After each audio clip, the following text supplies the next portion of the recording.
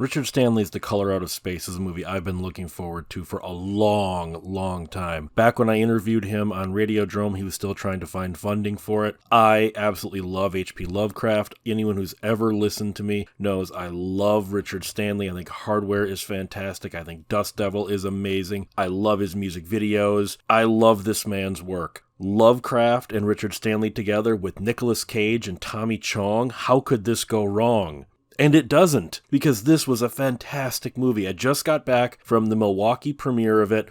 I think this movie was absolutely fantastic. Capturing Lovecraft in a tone, in a feel, in atmosphere, is not the easiest thing to do. I don't mean like a Lovecraftian style thing like The Void. Actually capturing Lovecraft's tone is not as easy as it sounds, but Stanley was able to do it. Obviously, he's updated the story from its original 1920s setting. He did it in a very fluid way. He really makes this story seem like something unique and original, like the original story did, even if it might have derivative elements in it, and I think those are there intentionally. Those are the tropes that we hang things on. The cast is absolutely spot on. Nicolas Cage, he goes full Nicolas Cage in this, but the script sort of calls for it. The movie sort of calls for him to fully Nick Cage out a few times. Tommy Chong only has a few scenes, but he really owns the screen in both of those. There's some shocking amounts of gore in this that I was not expecting. There are quite a few homages. Now remember, when Tarantino does an homage, he straight up steals something. When Stanley does an homage, you can see it as an homage. There's a scene with the alpaca beast that is definitely an homage to John Carpenter's The Thing. There is a scene where the Jolie Richardson monster gets killed, absolutely an Evil Dead homage. And there's a lot of these spread throughout the movie. He also has some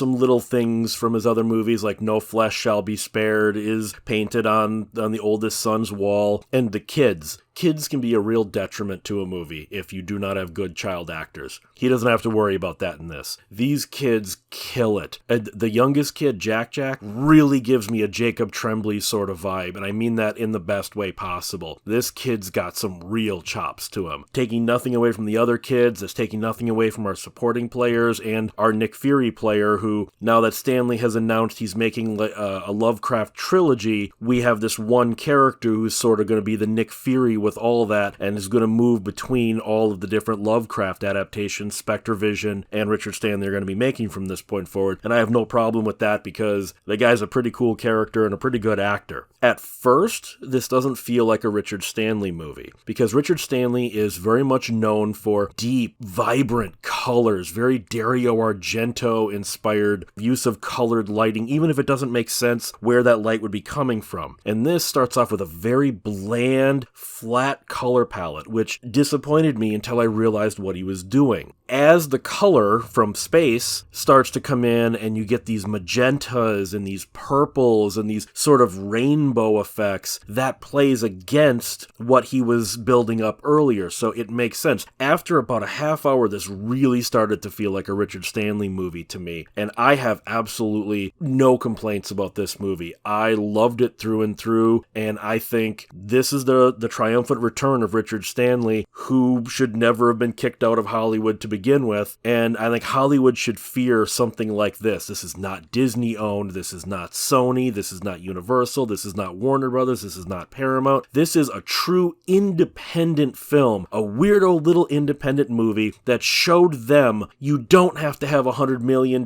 you don't have to have a giant all-star cast to make a great film. Richard Stanley was a force to be reckoned with in the 1990s, and he's a force to be reckoned with today. I've said it on my show before, Richard Stanley is the modern Orson Welles, for good and ill.